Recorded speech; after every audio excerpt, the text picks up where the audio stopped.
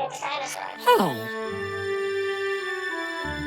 14 years after the behind-the-scenes uncertainties, bland script, and underwhelming box office returns of Jurassic Park III prompted Universal Pictures to doubt the viability of continuing the Jurassic Park franchise, the surge of nostalgia-based sequels and reboots convinced them to once again take a chance on one of their most recognizable brands. That movie reinvigorated the franchise for a new generation, and was successful enough to convince Universal that they had the start of a new trilogy. But even as it seemed to be an improvement in the eyes of critics and was certainly more favorably viewed by the movie-going public, was it truly the worthiest sequel to Jurassic Park, as I myself claimed back in 2015? Hi, my name is Brian I, and welcome back to Jurassic Kingdom as we continue to explore the declining quality of the franchise, where each sequel went wrong, and how they could have been fixed. This is How to Fix Jurassic World.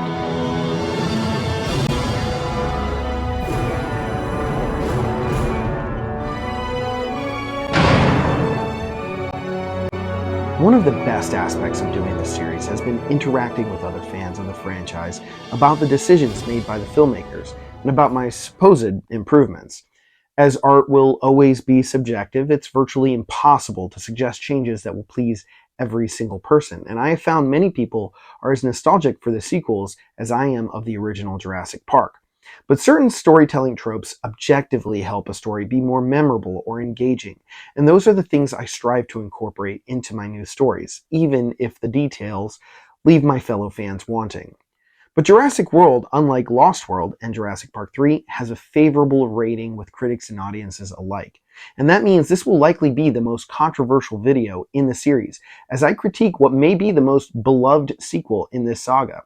While it is a bit intimidating to do so, it's also very exciting to move into the contemporary era of these films, to examine their issues and reimagine them for How to Fix. If you're new to this channel and this series, check the description for links to How to Fix The Lost World and How to Fix Jurassic Park III. Also, if you haven't seen Jurassic World, firstly, why? And secondly, why are you even watching this video? And thirdly, why are you still listening to me? Go watch the movie! If you want to recap instead, check the description for a link to a good one. Now, let's crash this chopper in a Pteranodon aviary.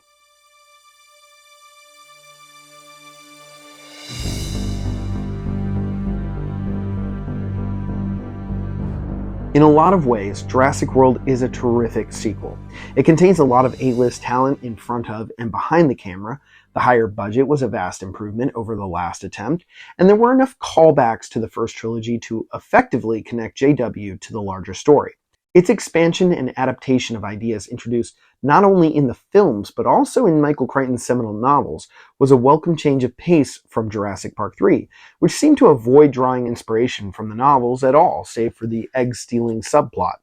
The idea of splicing DNA to create a wholly original animal is the natural extension of Henry Wu's conversation with John Hammond in the first novel concerning the manipulation of the genetic code to change the dinosaurs' appearance and temperaments.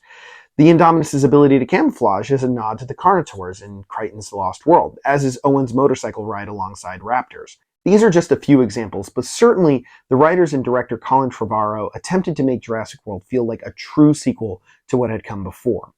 In a lot of ways, too, Jurassic World is a terrific reboot, reimagining the course trajectory of Hammond's dream by allowing the park to be fully operational when things go south.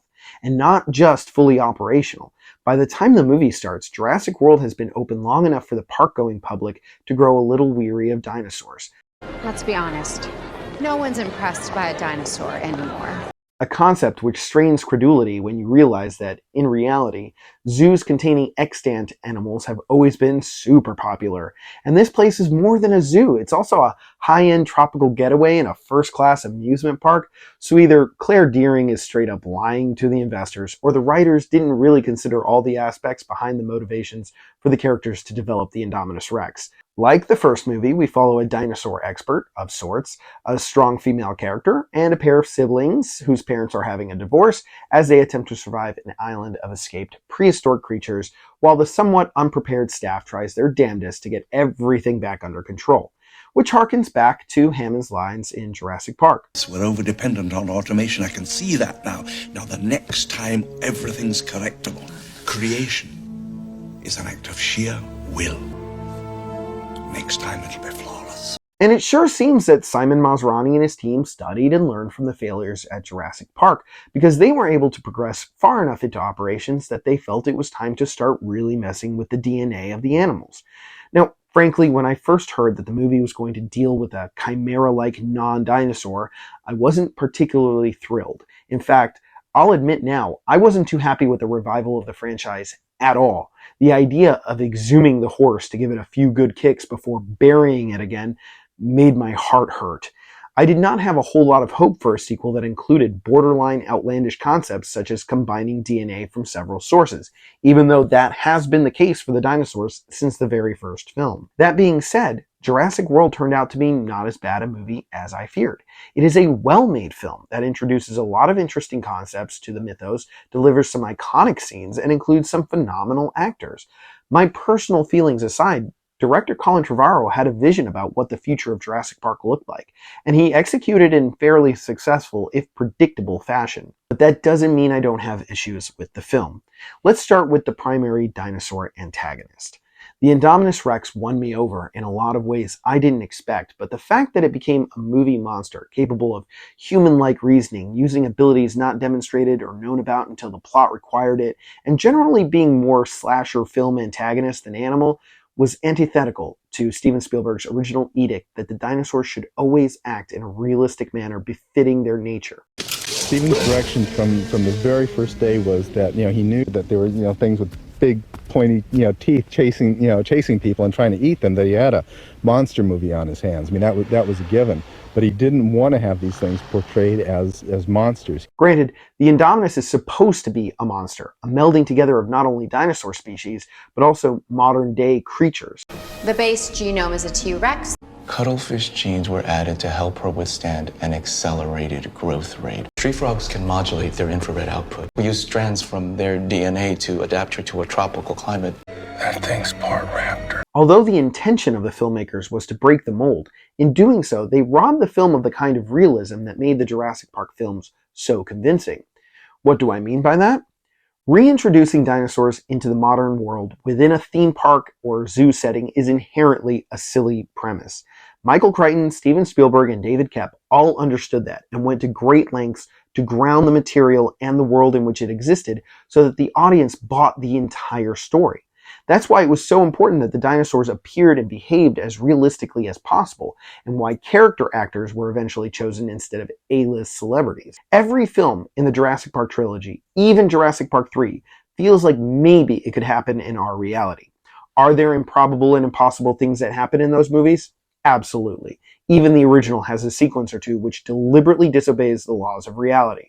But it was easy for the typical viewer not to be dragged from out of the world of the film because everything else seemed grounded and believable. The new wave of action-oriented reboot, sequel, prequels that Jurassic World was both a product of and helped usher in lost no time in demonstrating to the audience that it would not be following that same dedication to heightened realism. Jurassic World instead chose to set itself, and by extension its sequels, on quite a different path. A path aligned more with the recent spate of superhero and science fiction fare that we as the moving-going public have been consuming like ravenous beasts. Some things happen in Jurassic World that drive it wildly off the road set by the Park trilogy. For example, the Indominus's entire escape from its paddock is ludicrous, contingent on a cascading series of events more improbable than the last. For one, this creature, deprived of social interaction with any other living being, seems to understand that all it had to do to lure humans into its pen was to make marks on the wall as if it had escaped, then camouflage its thermal signature, which it appears to understand the park staff is using to track it to complete the ruse. It also seems to know the employees won't immediately use the tracking device it knows is inside its body, a fact we learn later when it digs it out to determine its location. Then it also seems to understand it can't just immediately consume the humans who waltz into its trap, and that it needs to wait until the characters reach a few narrative conclusions first, and be subsequently warned that it was, in fact, still inside the paddock before springing its trap. The film does not overtly say the Indominus's plan was to escape, but essentially that's precisely the only conclusion we can draw from its actions. It clawed the wall right next to the huge paddock door, so humans would enter its habitation. If it was for consumption, then why?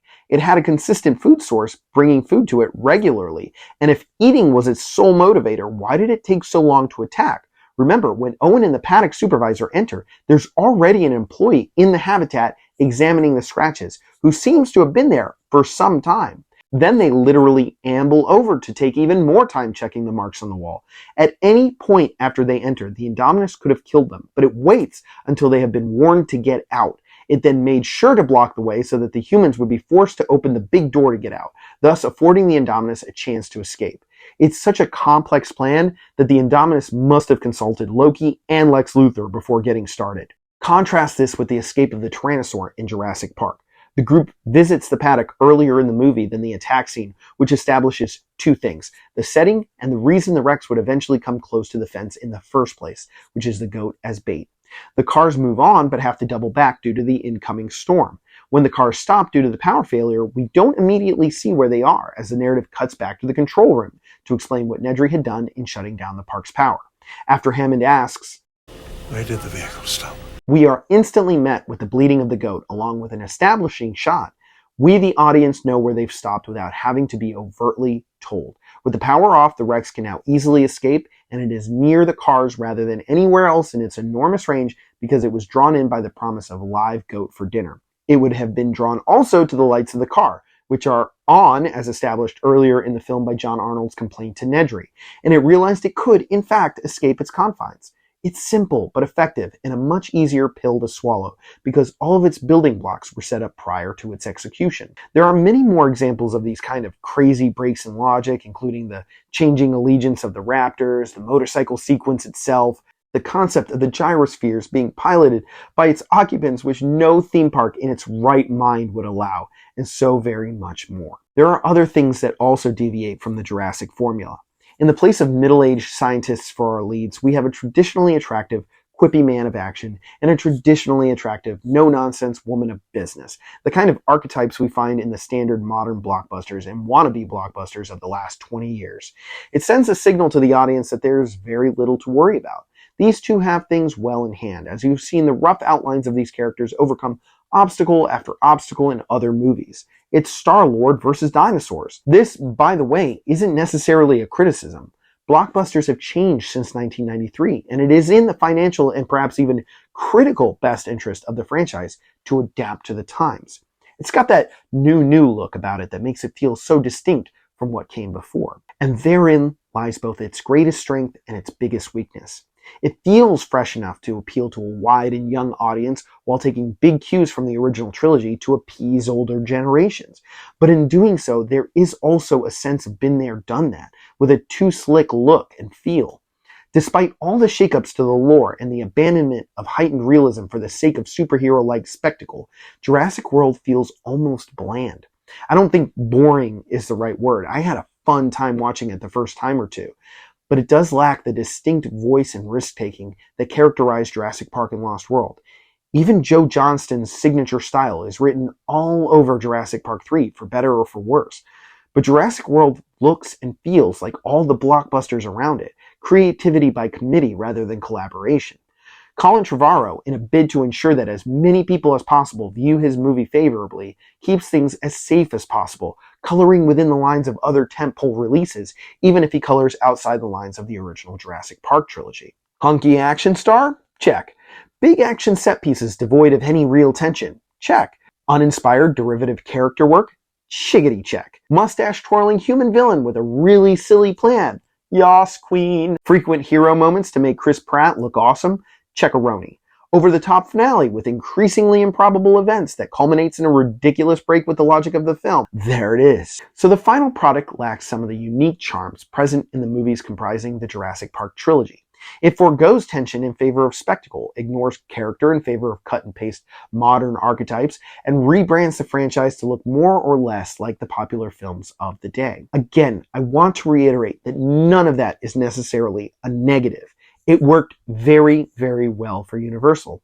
But I would argue, as a fan of Jurassic Park, that while Jurassic World adheres fairly closely to the lore built over the previous three films, it's the look and the feel of the film that separates it so widely from its predecessors. In point of fact, it feels like it takes place in a separate universe, a branch universe that plays a little faster and looser with the laws of physics and probability. Naturally, that means that my goal in fixing Jurassic World, in contrast to my videos on Lost World and Jurassic Park III, is to ground it in the same vein as its predecessors, rather than simply changing the film's circumstances. Once again, the new story will not be completely original, but rather honor the kind of story the filmmakers wanted to bring us. All I'm doing is trying to make that story more memorable, compelling, and hopefully emotional. Also, keep in mind that for this story, we are keeping the continuity of the Jurassic Park trilogy as it was released to us, not either of the continuities I've created for this series.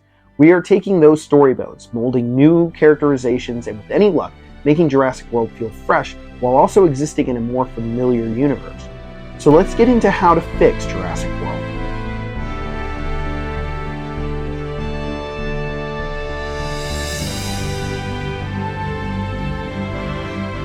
Right off the bat, I think how Jurassic World starts is fairly underwhelming. We are treated to a short, ominous scene of the Indominus twins hatching before abruptly changing gears and seemingly genres with the introduction of the Mitchell family. There's a bit of whiplash, and it leaves us without a clear vision of the direction of the film. Jurassic World flirts with the theme of control, but abandons it in favor of other underdeveloped themes, such as family and opening one's eyes to the natural world. But the film and characters work best when you view the proceedings through a lens of control. Claire's obsession with keeping it, Owen's struggle with the raptors, Hoskin and InGen's desire to use control of those raptors for war and profit, Gray and Zach's lack of control over their parents' divorce, and of course, the loss of control the entire park suffers with the release of the Indominus. But the movie never fully develops this through line. Claire's arc, which doesn't really pay off until the sequel, becomes not about accepting that some things are beyond her control, but rather that dinosaurs aren't assets, they are animals. Owen doesn't really have an arc because he begins the movie almost about as in control of his raptors as he ends the movie, and he learns nothing new about himself. Blue develops more than Owen does as she learns to not attack Owen, I guess. Zach and Gray's familial troubles disappear as soon as they are in mortal peril, and just seem like an excuse for them to be on the island without their parents, very much how Lex and Tim are sent away while their parents are dealing with divorce, though it is handled slightly better in Jurassic Park. So let's start our story with a more pronounced bang that establishes not just the aggressiveness of the Indominus, but also the primary theme, control. We can open with a scene that throws us right into the middle of an incident already in progress, as we see a sterile hallway with brand new lab equipment set to the sides. We hear the sounds of people screaming, unfamiliar roaring, and crashing objects. Claire Deering, accompanied by Vic Hoskins and members of his asset containment unit, is first introduced here, running into the scene to collide with an unnamed scientist, bleeding from scratches and clothes torn, who is running for their life. The scientist briefly sobs out a vague explanation of the unfolding disaster. Several people are dead and the animal is destroying its nursery. Yes, one animal. There's no point to the twin at all, except to convince us she's so aggressive that she killed her own kin, but it's unnecessary filler. So in this version, there's one and only one Indominus and always has been. Claire instructs Hoskins and the ACU to get the situation under control, and reminds them the asset is worth $26 million, so no live rounds.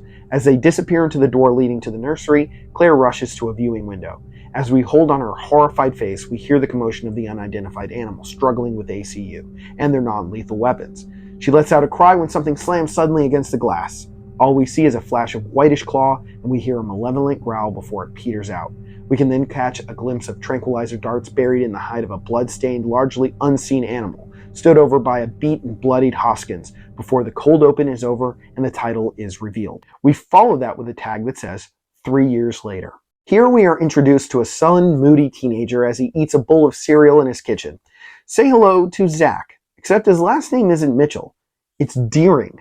That's right, I'm really messing with crap this time. You want to stop me? You can't, I'm unhinged.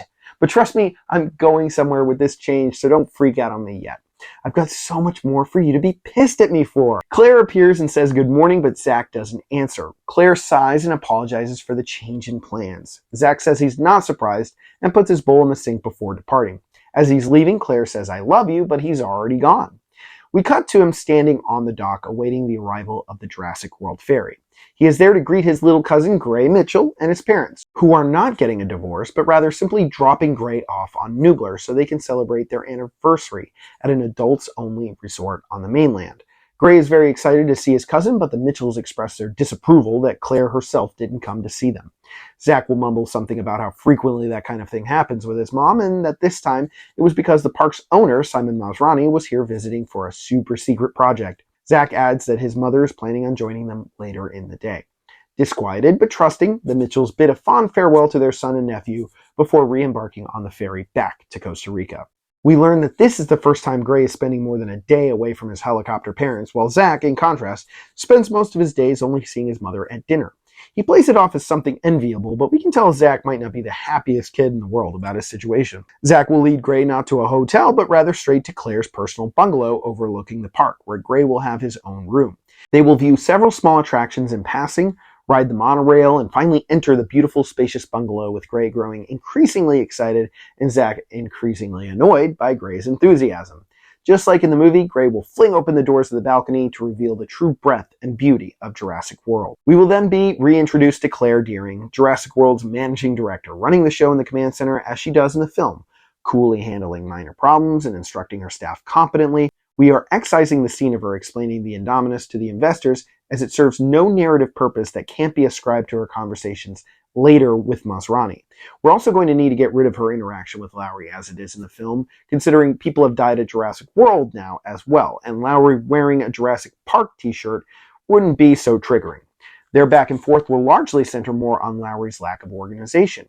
I like his line about living on the edge of chaos, but her prediction of the cup falling was a little over the top, and I'd rather have her respond with a snarky comment about the difference between living on the edge of chaos and living in the midst of it. The scene ends with someone informing Claire that Mr. Masrani had arrived and was ready to see his new dinosaur. And on that note, we meet Owen Grady. Chris Pratt is one of my absolute favorite actors of this generation because he's capable of being instantly likable despite many of his characters being very flawed and on paper hard to sympathize with. Chris finds a humanity in them, endearing them to the audience with his performance. Owen Grady is likable enough in Jurassic World, but he is defined by his professions and little more. They tried to make him more relatable with the ill-conceived relationship between him and Claire, but it comes across as really forced. Somehow, the pair just don't have that much chemistry, despite both Chris and Bryce Dallas Howard being generally well-liked actors who seem to have worked fine together. In fact, I would argue that their chemistry is stronger in the later movies, and rewatching Jurassic World makes it more apparent how lacking their spark was the first time around. So it never feels earned, just shoehorned in to add romance to a movie that doesn't need it. So what's the fix? Owen needs to grow to make the character pop. In doing so, for our story, I'm going to remove all the elements that make him the typical action movie badass that every other action movie uses to justify why the audience should automatically assume the character is awesome and can do awesome things. All you have to do is make the character a former soldier slash cop slash spy, and boom, you've shortcut your character to instant warrior hero. But Owen doesn't really need to be an action movie star to work in Jurassic World. If you remove those details of his character, the movie's trajectory doesn't change. Nothing he does in that movie relies on his skills as a Navy man that couldn't have come from other professions or upbringing. So let's reframe Owen as a witty but temperamental animal behaviorist who Masrani has hired to see if the Raptors, Blue, Charlie, Delta, and Echo, are trainable and to what extent. And instead of starting the movie with a successful test of the Raptors, I would instead have the test begin and progress on track before things go wildly off the rails towards the end of the exercise. Before they can finish with a W, Blue goes off book, leading to a young handler falling into the pen. In our version, Owen is easily frustrated, and as soon as things don't go to plan, he begins to spiral. Barry is now going to be the spiritual successor to Robert Muldoon and Roland Tembo, an experienced, hardened tracker who has worked extensively with wild animals.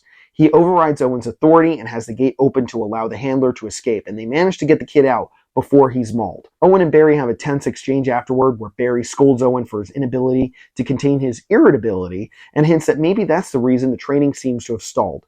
Owen will retort that if the Raptors were to ever escape, they would almost certainly never be able to reacquire them, and they would wreak untold havoc around the park, and further, that all their work would be for nothing.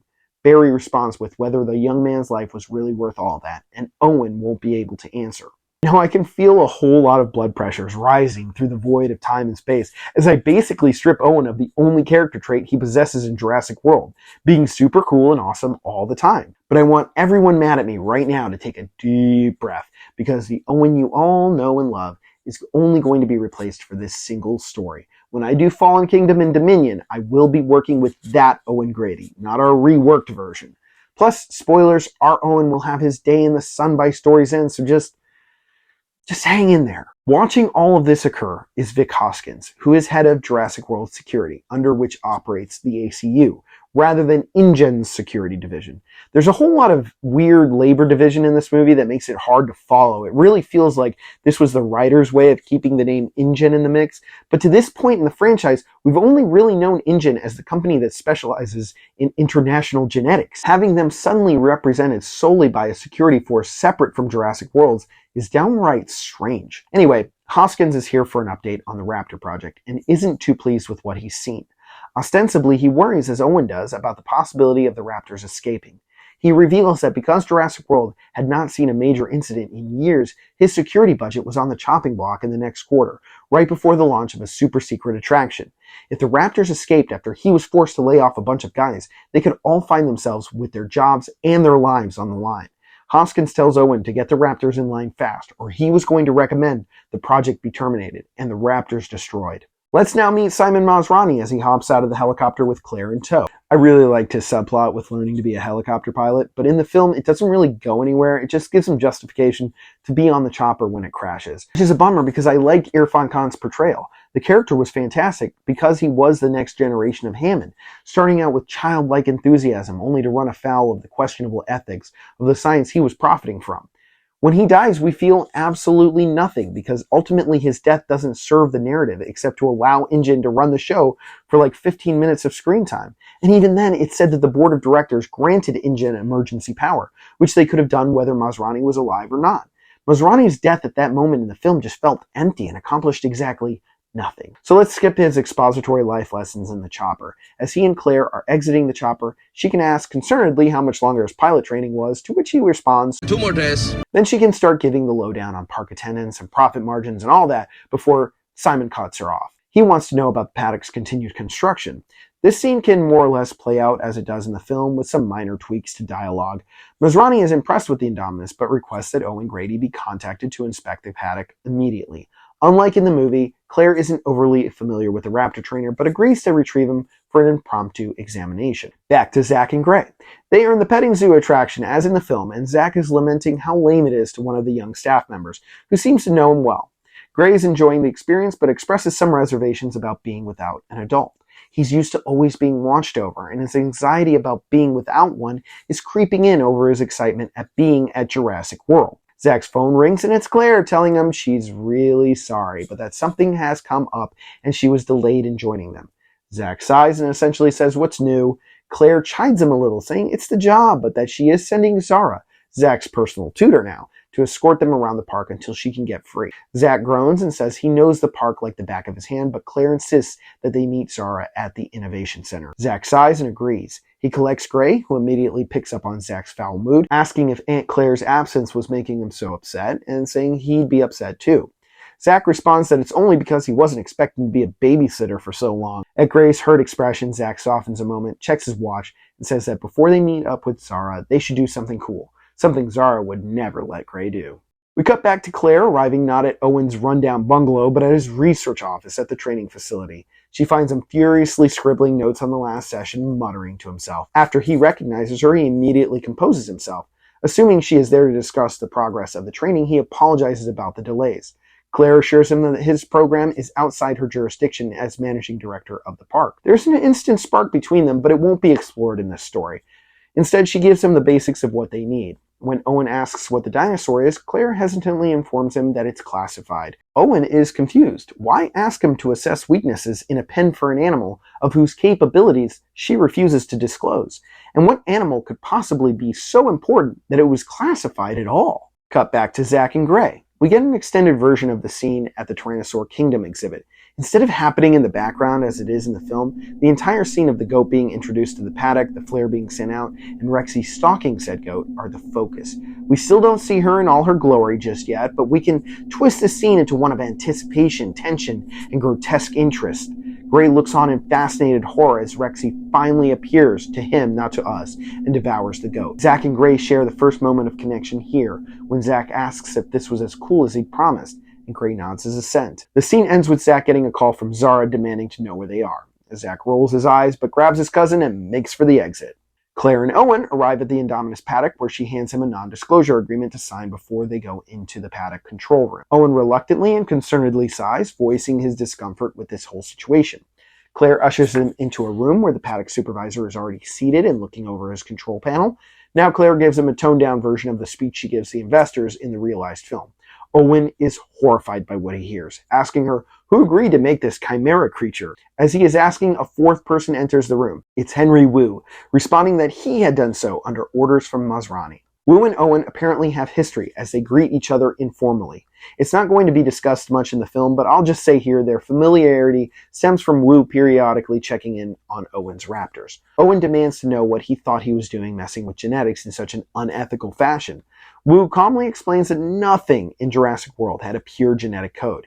Even Owen's velociraptors not only did not resemble the real species, they weren't even the same animal Wu had originally created for Jurassic Park. Claire firmly asks for Owen to get back to the matter at hand, whether the paddock and its improvements were enough to adequately keep the Indominus from escape. Owen absently agrees that it does seem that their formidable installation passes muster, but reserves judgment until he can see the entire paddock, including the interior, all the while peering through the glass.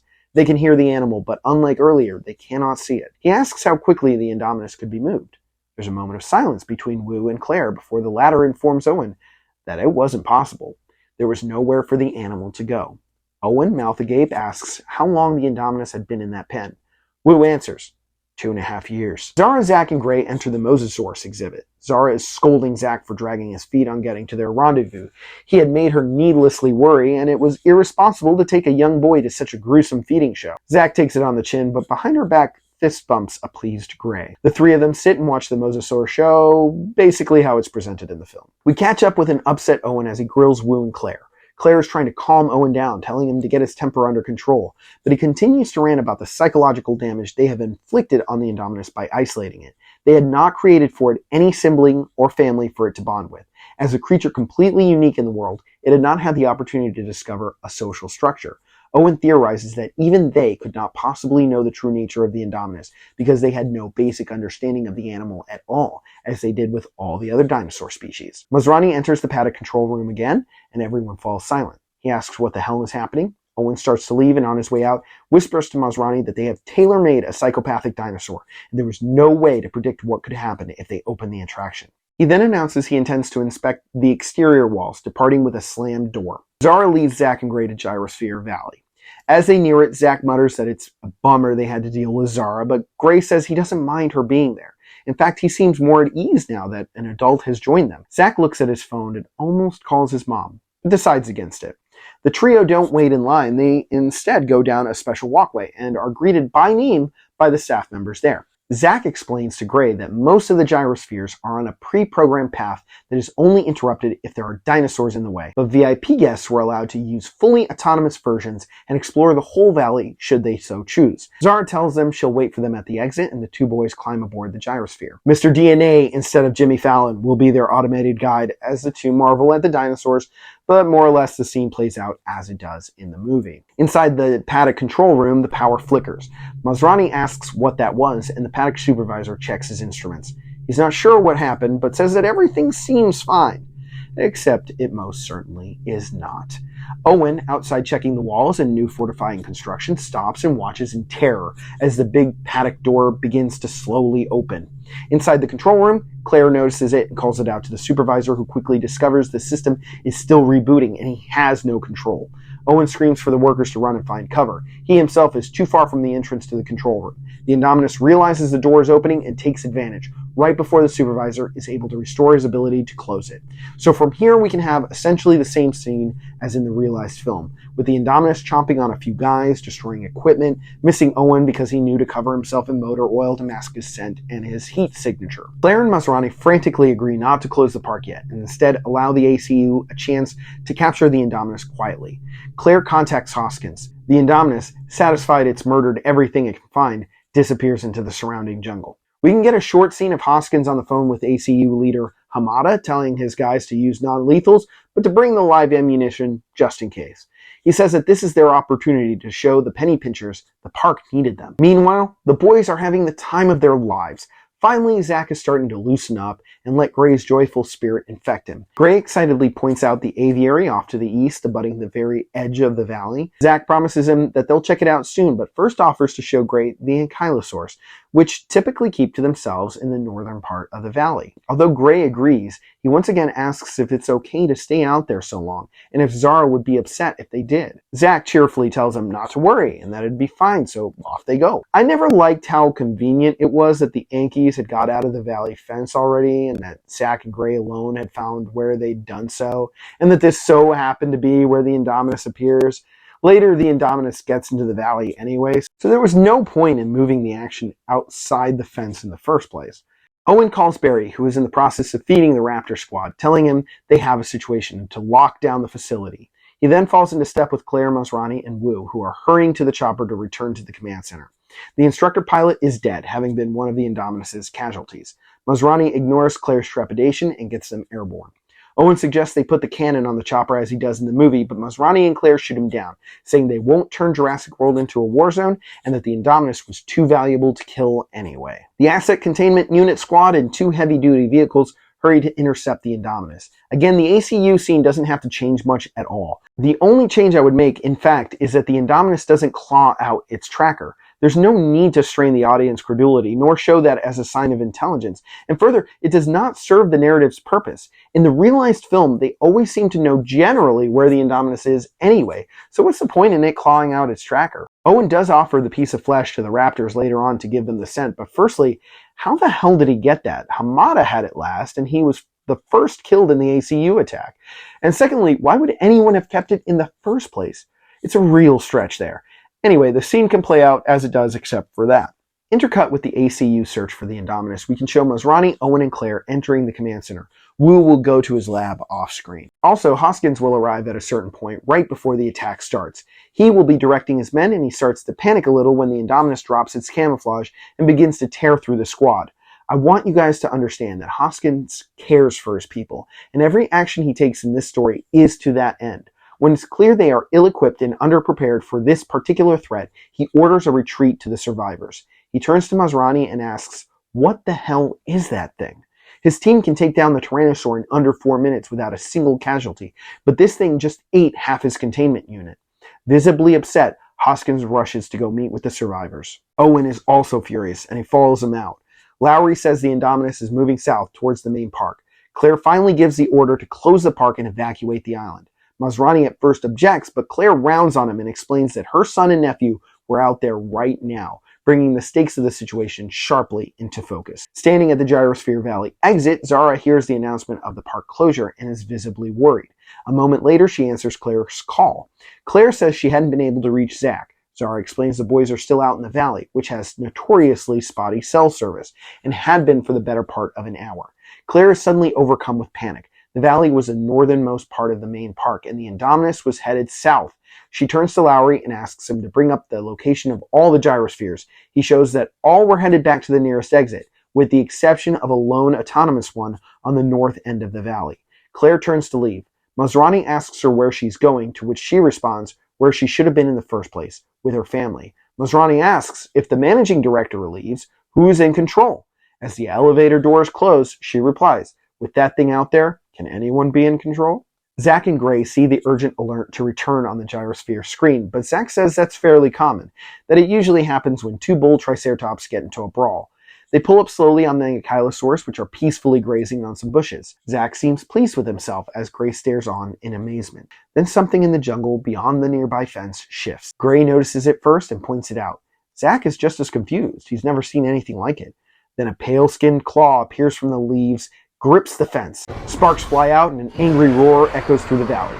The ankylosaurs take defensive positions, one of them slamming their club accidentally into the gyrosphere, sending it spinning away. There's a beat. Then the Indominus just crashes through the barrier, showering the area with debris and sparks. The boys now watch a showdown between the ankylosaurs and the carnivore, leading to the death of the herd leader. With the chief Anky killed, the others panic and retreat south. The Indominus briefly gives chase, until it sees the gyrosphere attempt to move away as well. Seeing the way cut off, Zack makes the only choice he thinks is any good. He points the gyrosphere toward the hole in the fence and guns the motor, hoping to lose the dinosaur in the forest. We get a chase scene through the jungle as the Indominus tries to catch them, as the vehicle bounces madly this way and that. Finally, at the edge of a waterfall, the Indominus catches the gyrosphere and breaks it as it does in the movie, allowing the boys a chance to escape. They jump over the waterfall while the Indominus is busy tearing the sphere apart.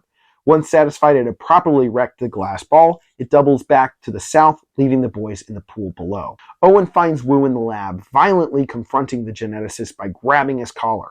Our Owen may not be a former naval dog of war, but he does have quite a temper. Owen says the animal is capable of camouflage and setting a trap, and demands to know everything he put into the Indominus. Wu claims vehemently that he can't, as he is under an NDA not to reveal the makeup of the animal's genetic code. Masrani enters here and says he can consider the NDA lifted. No more secrets. So Wu spills. Cut to Owen running out of the Innovation Center, now teeming with confused and alarmed guests, telling Hoskins over the phone that the Indominus was part raptor, and to get the gun mounted on Masrani's chopper ASAP. The big man had given the all clear to take it down. A panicked Claire locates Owen in the crowd, tells him about the missing kids, and asks him to come with her to find them. They depart hastily. The Indominus returns to the valley where it looks out over the vast panoply of dinosaurs it had not yet encountered, and it begins a killing spree. Zack and Gray, soaked and bedraggled, continue following the river. Zack says he's never been out of the main park, but knows the river leads away from the valley and that new dinosaur. Gray asks what kind of dinosaur that was, and Zack says he's never seen it. He theorizes it's the secret project his mom was working on. The river suddenly opens up to a small lake. On the far side of that lake, they see the Jurassic Park Visitor Center, completely run down and overgrown with vegetation. They hurry towards it. Hoskins and the ACU guys mount the M134 to Masrani's chopper. Hoskins, heavy-hearted, mentions that both men he knew in the ACU who were pilots are now dead, and asks anyone if they have any flight experience. No one does. Masrani, standing to the side, volunteers. The Indominus is in the middle of its bloodbath and chases a hadrosaur down, bringing it up close to the nearby aviary. After it bites the smaller dinosaur's head off, the Indominus, entranced by the flying shapes within the dome, approaches it slowly. It presses up against the reinforced glass, looking at the flitting pterosaurs within curiously. Then it begins to bust through, furiously cracking the aviary until it can fit fully inside. It begins snapping at the terrified pteranodons and dimorphodons. Masrani, with Hoskins as co-pilot, fly over Nubler with two ACU guys. On the ground, the remainder of the unit follows in the armored vehicles. They find the Indominus rampaging in the aviary. Hoskins calls for the men on the ground to trank any pterosaurs that attempt to make it out of the Indominus's makeshift door. Masrani circles the aviary, which draws the attention of the Indominus. Hoskins tells the ground unit to fall back just as the Indominus reemerges from the cage to roar at the chopper. As soon as the dinosaur is clear of the aviary, Hoskins tells his men to light it up. Suddenly, the Indominus is surrounded by powerful rounds, ripping up the ground and slamming against his thick but not invincible hide. The Indominus runs. Out of the hole pour the pterosaurs. They swarm the chopper. One of the ACU men gets ripped from his position inside the cabin. Hoskins orders the gunner to open fire on them as he wriggles out of the co-pilot chair to fire his own weapon at the escaping flyers. One of the pterosaurs slams bodily into the chopper, getting itself killed, but causing Masrani to lose control. He's able to regain it, but the helicopter is fatally damaged, and they are forced to limp back to the command center. The second attempt on the Indominus has failed. Inside the command center, Lowry watches the feeds of the ACU's mission. He's suddenly alerted to a new strange incident. A motion sensor has picked up activity at the old visitor center. He calls Claire. Now we can steal the scene pretty much wholesale from the film of Zack and Gray in the visitor center. The pair make their way through the rotunda, but instead of heading into the garage, they find their way to the control room. Their conversation centers on Gray being anxious about the dinosaur and being without an adult. Zack snaps that just because someone is an adult doesn't mean they have a handle on things. They were kids, and they had managed to avoid being dino food. They could fend for themselves. Zack had been doing it for as long as he could remember. They try to use the phone, but it's dead. Obviously. As they are about to leave, they hear intense chittering noises, and it's coming from all around them. Zack immediately recognizes the sound. It's a herd of Compsognathus. The pair run, and we have a brief chase scene where Zack and Gray fight off the compies and make it to the front steps, only to be frightened by Owen and Claire, who have just pulled up. There is a short, emotional reunion before they all pile into the SUV just as the compies reach them. Owen peels out, leaving the visitor center behind. Masrani, a little worse for wear, returns to the command center and asks Lowry for an update on the evacuation, where we learn that less than 40% of the guests have been transported off the island. The remaining guests have been herded onto Main Street. with the Innovation Center at its terminus. The Indominus has stopped moving in a densely forested area some ways north of this area. The more pressing threat is the release of the pterosaurs, which are in fact moving towards Main Street. Hoskins, along with the remaining ACU and the entire security force, march onto Main Street and start shouting for those outside in the late afternoon heat to find shelter. We can then get the pterosaur attack on Main with tweaks to accommodate our changes. We follow Zara for some of it before she is unfortunately skewered by one of the Pteranodon's beaks instead of the over-the-top, undeserved death she suffers in the film. But one of the Pteranodons does get snapped up by the mosasaur just to remind us that it's there. Hoskins and his guys manage to stem the tide of pterosaurs at the cost of another couple of his men.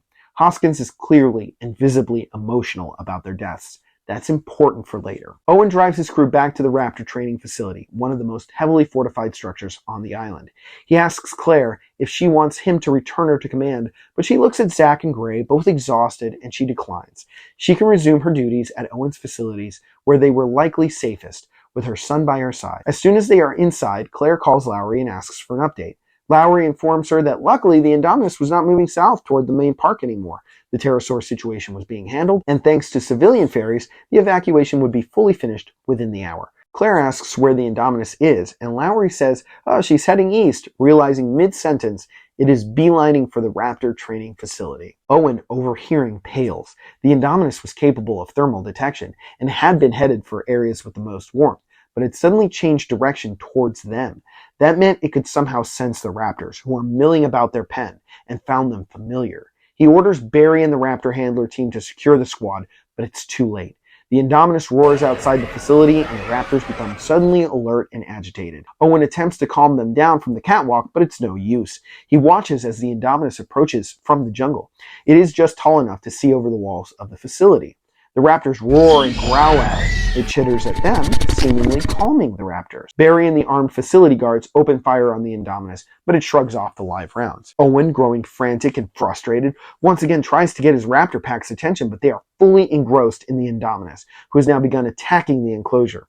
It slams itself bodily against the walls, cracking the concrete, but is unable to fully break through. It does manage, however, to loosen the girders of one of the catwalk's supports, causing it to partially collapse and slam completely through the bars and glass of a viewing window. Blue notices, and after alerting the other raptors, she and Delta jump up to claw their way up to the portion of the catwalk still in place. Charlie and Echo spring through the now open window. Before Owen or Barry can stop them, the guards begin to fire on the raptors on the catwalk, Blue and Delta, who had been initially headed for the Indominus.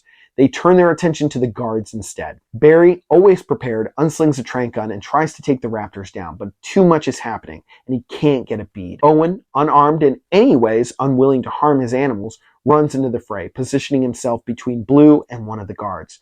Blue halts momentarily, regarding him, and allowing the guard time to escape.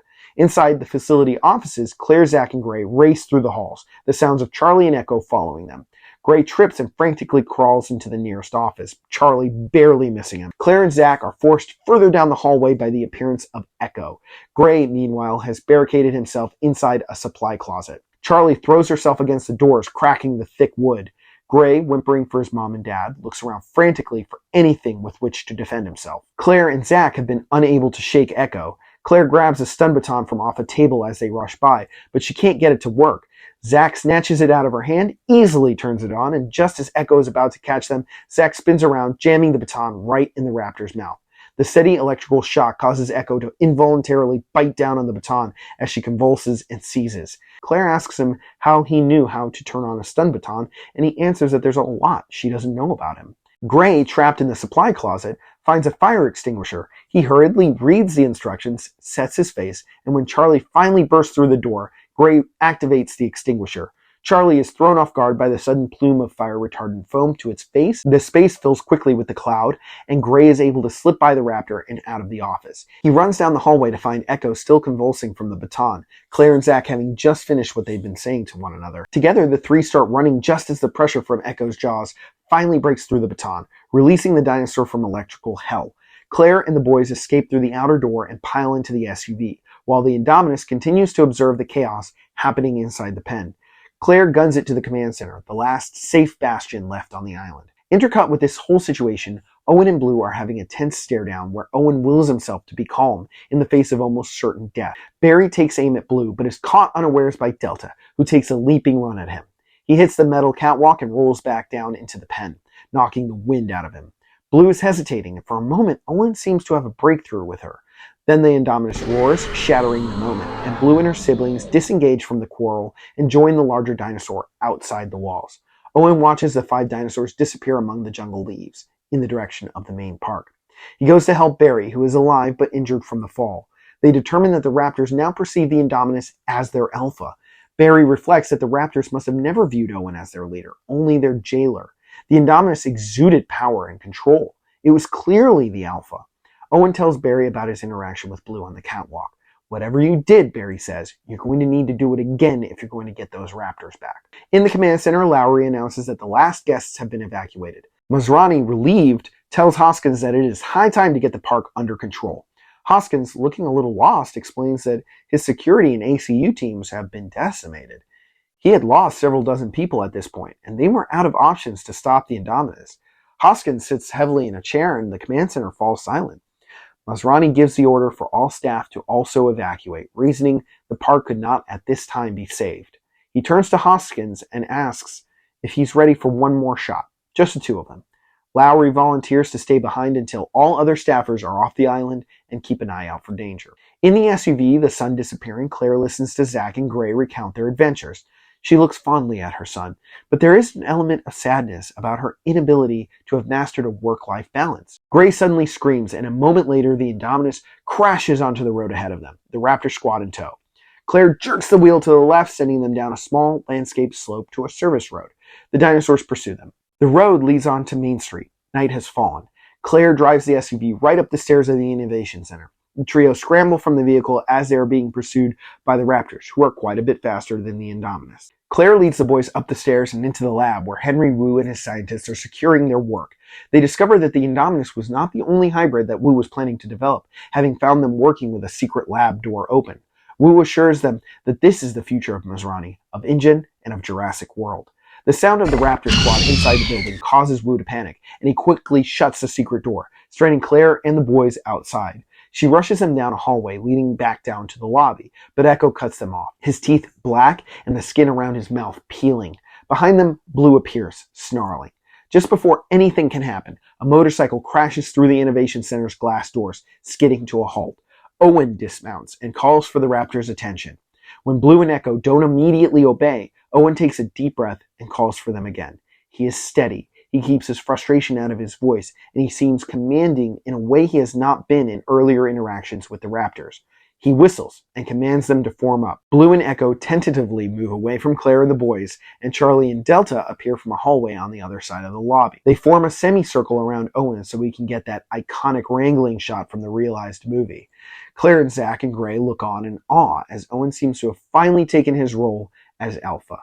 Claire looks out the glass windows to see the Indominus approaching down Main. It roars, catching Owen and the Raptors' attention. The Indominus chitters. Delta takes a step forward, but Owen softly rebukes her, and she stops. This is the moment that solidifies Owen as the true Alpha. As the Indominus reaches the glass of the Innovation Center entrance, Owen whistles. The Raptors attack. We have a modified fight between the Raptors and the Indominus. Owen, armed with Barry's gun, fires at the Indominus as he directs his Raptors. Claire, who had come down to the lobby, instructs the boys to get somewhere safe. She rushes to an emergency kit behind a staff counter and retrieves a flare. When they ask her where she's going, she replies that it's time to even the odds. When they ask her how, she answers, by losing a little control, and she disappears out the door. Meanwhile, 2 new players have entered the chat. A beat-to-hell ACU armored vehicle with Masrani behind the wheel skids onto Main Street. Mounted on the roof is the same gun they'd put on the chopper, and Hoskins is manning it. As soon as Masrani stops, Hoskins fires a barrage at the already under siege Indominus. Delta is unfortunately killed by the Indominus, infuriating her siblings and causing Owen to briefly lose his focus. He narrowly misses being hit by the Indominus' tail, falling on his back. The Indominus is being pelted by the powerful rounds from Hoskins' gun, so it disappears between 2 of the storefront buildings. Masrani guns the armored truck forward, only for the Indominus, with Raptors clinging to its flank, to rush back between a closer set of buildings to slam the truck, which collides with the buildings on the far side. Hoskins and Masrani are both critically injured. We have a modified scene of Claire running to the mystery paddock, asking Lowry to open it, and then striking a flare as the gate is raised. We hold on Claire so we don't see what comes out, but we all recognize the growl of the approaching dinosaur as she begins to run back to Main Street. While the battle continues outside, Hoskins checks on Masrani, and he apologizes. It's all his fault. He just wanted to prove that Jurassic World needed every single one of his people. He was just trying to look out for the members of his security division, and now over half of them were dead. He'd underestimated the nightmare the Indominus was. Masrani gives him a disgusted, angry look through his pain. Zach and Gray have found a vantage point high up on the Innovation Center's 3rd floor. The skirmish below is not going favorably. Charlie and Echo have been injured. Owen is reloading Barry's gun, and the armored truck is silent. They watch in horror as, for a moment, Owen is the only one standing and has the Indominus's full attention. Gray, looking around the balcony's attached room, sees an identical emergency kit as the one Claire used earlier. He snatches the flare, hands it to Zach, who lights it and loudly waves it around. This catches the Indominus's attention long enough to let Owen find cover. It starts to approach the Innovation Center, until a new roar echoes through Main Street. Running full tilt into the street is Claire, who is holding her flare. She is closely followed by another enormous dinosaur. Claire chucks the flare in the Indominus's direction and throws herself behind a statue just as the Tyrannosaurus Rex thunders into view. The two apex predators size one another up. Then they fight. Owen gives a signal to Blue, Charlie, and Echo, who hang back in formation as Rexy and the Indominus duke it out. The Indominus is at first surprised by the might of the Rex, but quickly recovers, managing to get the upper hand and sending the older animal to the ground. Just as it is about to deliver a killing blow, Owen gives a whistle, directing the 3 raptors, injured but not down, back into the fight. While the Indominus is preoccupied with the squad, the Rex is able to get to her feet. In this version, the Rex does not play friends with the raptors. She remembers the last time she encountered raptors, and she is not a fan. The 2 larger dinosaurs snap at Blue, Echo, and Charlie anytime they get close, but the raptors focus their attention exclusively on the Indominus, as per Owen's instructions. The Indominus is pushed further and further back until the fight is right next to the edge of the Mosasaur Lagoon. Masrani and Hoskins have been watching all of this. Hoskins suddenly throws open the driver's door, dropping a bleeding Masrani to the pavement. As he restarts the engine, Hoskins says he's sorry again. He might not have the power to make it right, he muses, but he'll be damned if he doesn't try to finish what he started. The Indominus shakes off the persistent raptors, breaking Charlie's arm in the process. The Indominus wrestles close quarters with the Rex, dangerously close to the electrified railing around the lagoon, finally managing to beat the Tyrannosaur back, just as Hoskins rams the armored vehicle straight into the Indominus's legs. The hybrid dinosaur, caught off guard, topples over the railing, which the truck crashes through too.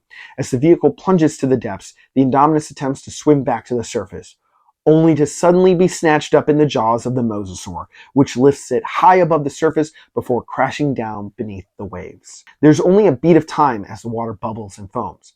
The raptors turn their attention to the previously hostile Tyrannosaur, but Owen whistles and Blue and the others run away.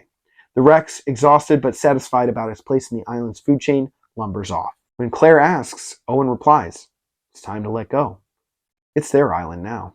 We cut to some quiet moments between the characters in the command center, including some hints of romantic attraction between Owen and Claire. Lowry explains that he was able to figure out Hoskins was the one who managed to interrupt power in the Indominus paddock with a cleverly written computer virus. Hoskins was no tech guy, so someone had to have given him that code.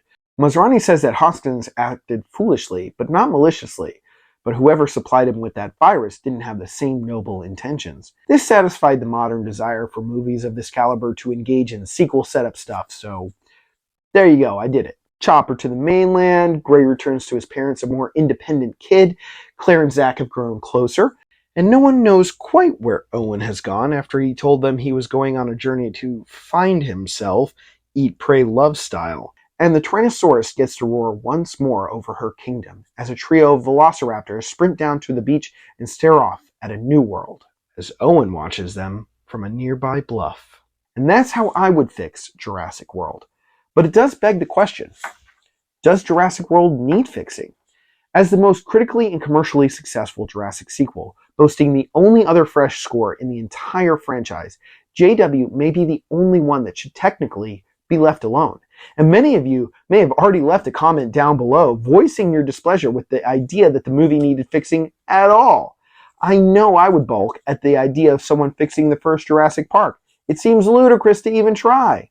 so I understand. But as an old Jurassic Park fan, someone who immersed themselves at a young age within the world of that movie, it is frankly frustrating how consistently the filmmakers have fumbled in their making of the sequels. Jurassic Park was the highest grossing film for 4 entire years, and yet its fanbase, while large, is a shadow of what it should be after 6 big budget films. And the blame for that lands squarely with the poor and middling sequels, which dilutes the brilliance of the first film. Universal needs a course correction if they wish to continue their franchise. I've said it before. I will say it again. Emphasize the characters. We know Universal can do spectacle and action in these movies, but they struggle with characters and emotions. If you want to make a potential Jurassic 7 feel fresh, that's how you do it. I want to thank all of you for tuning in again to this channel. It meant a lot to see the response to my last How to Fix video, both positive and negative. And it was terribly fun having a dialogue with some of you in the comments. I would also like to thank all the people who have read my Lost World Redux script, which is completed at last. I might touch it up here and there in the future, but it is as I envisioned it, and I'm actually really proud of it. So if you're interested in that, please check the description below for a link. So what are some of the things you wanted to see out of Jurassic World? Let me know down in the comments, and stay tuned for more Jurassic content coming your way.